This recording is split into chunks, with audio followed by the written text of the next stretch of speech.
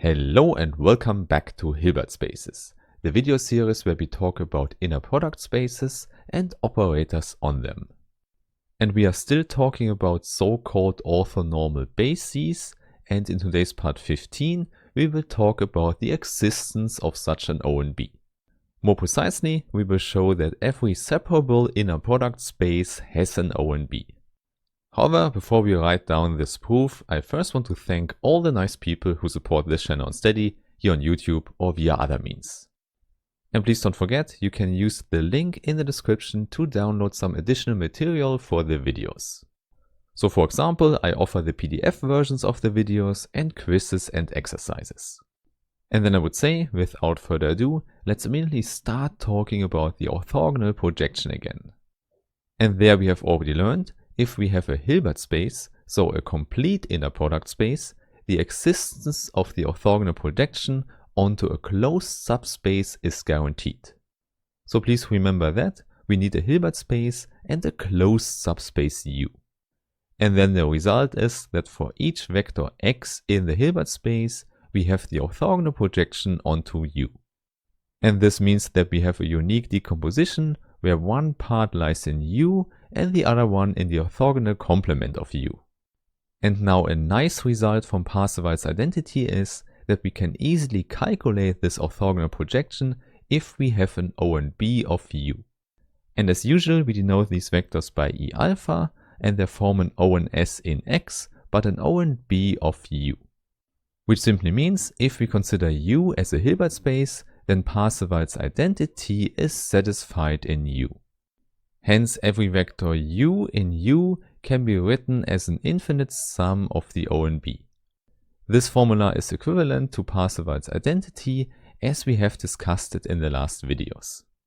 And now, since this formula holds for every vector U in our subspace U, we can also use it for the orthogonal projection. Hence, the vector we consider now is x projected to U. Also for this one, this identity in U holds. Moreover, obviously, we can also just add the component in U perp as well. This one lies in the orthogonal complement of U, which means it will vanish when we put it in the inner product with E alpha. So nothing changes here, and we get a nice formula for our original vector x. We just have to calculate these inner products and form the whole sum to get our nice orthogonal projection onto U. And there you see, this is why ONBs are so nice. We can immediately use them to calculate orthogonal projections.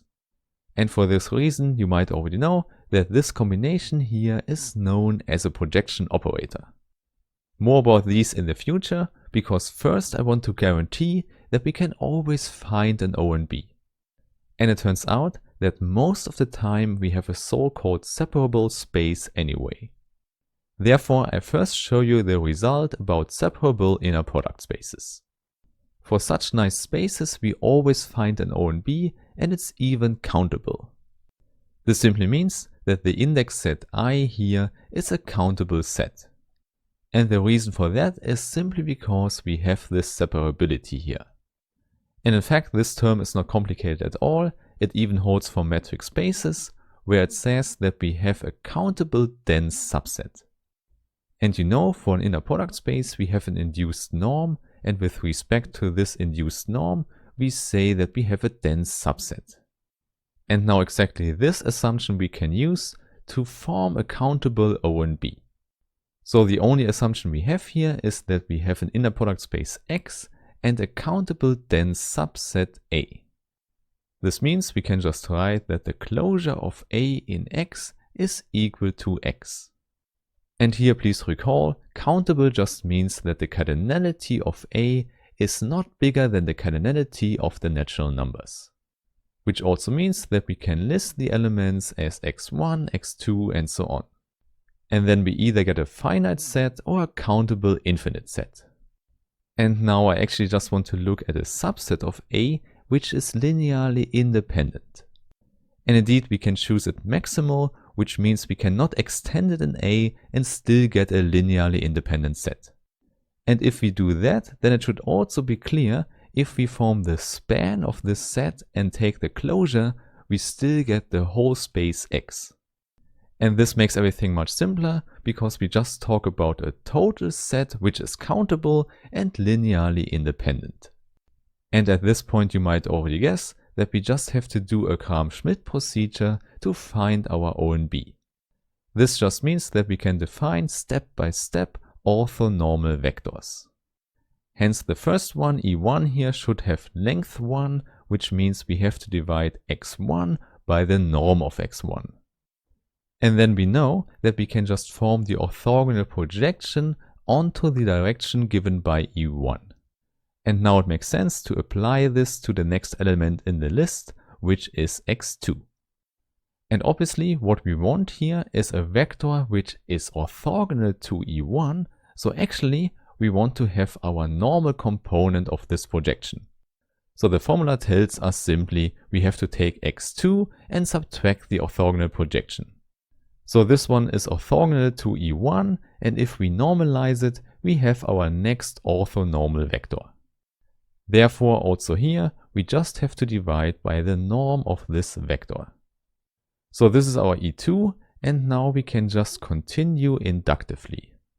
And this is the reason why I've already written the sum, even in this case where we only have one entry anyway. So now in general we can define En plus 1 if we know all the other entries before. And then the only thing we have to show with this definition is that En plus 1 is orthogonal to all the other E vectors before.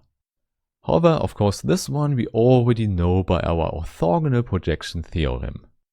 En plus 1 is essentially the numerator here, and this one is exactly the normal component.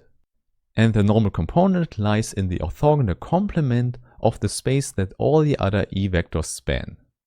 Of course we can also calculate it, but we already know that this one is equal to 0. And by induction this holds for all k and all n, so indeed we have an orthonormal system. Hence this general Gram-Schmidt procedure we have seen here always gives us an ONS. However, what this formula here also tells us is that each vector xn plus 1 can be spanned by the E vectors as well. So simply said, we don't change the span at all with this procedure. However, by assumption we already know that the span of the x vectors lies dense in x. Hence the span of the ONS also lies dense in x, which means we have a total ONS. And there we know a total ONS is what we call an ONB. So you see, the separable spaces are nice because this whole Gram-Schmidt procedure works. Therefore, for these spaces we can always assume that we have a given ONB. Moreover, what we have seen here is that the ONB is countable, so the index set can be given by the natural numbers. And of course, in the case we have a finite dimensional space, this procedure can be just stopped at the dimension, and then we see we have a finite ONB for that. But obviously here the interesting cases are the infinite dimensional ones. So now, as you have seen, the result from above was for Hilbert spaces and inner product spaces, but we definitely needed the separability. If we want to drop this assumption, we can only say something about complete inner product spaces. However, there the result is quite nice, because no matter which Hilbert space you consider, you can always write down an ONB. And there, in general, we don't have a countable ONB. Actually, the proof here is not so different from the one above, but we have to extend our induction argument. Which just means that we have to use more from set theory, namely Zorn's lemma or the axiom of choice. However, for us this proof is not so important, because most of the time we deal with the separable Hilbert spaces anyway. Indeed, with the next videos I want to continue with the general projection operators. So I really hope I meet you there again, and have a nice day. Bye bye.